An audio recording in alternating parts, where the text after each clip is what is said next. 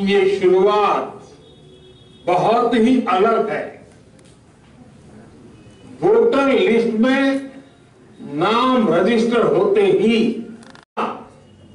सबसे महत्वपूर्ण हिस्सा बन गए। मेरे युवा साथियों, आप सभी के लिए ये टाइम पीरियड आज के আমরা সবাই জানি আজকে আমাদের ভোটার্স ডে।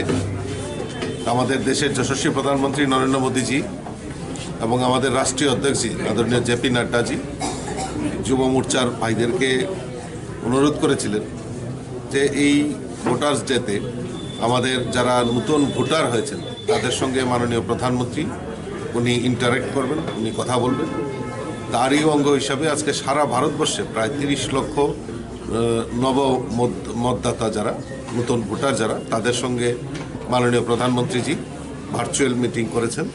তারই অঙ্গ হিসাবে আজকে নয় বনমালীপুর এলাকায় এবং আমাদের সারা ত্রিপুরা রাজ্যে যুব মোর্চার উদ্যোগে নম মতদাতা যারা তাদেরকে এই সম্মেলনের আয়োজন করা হয়েছে।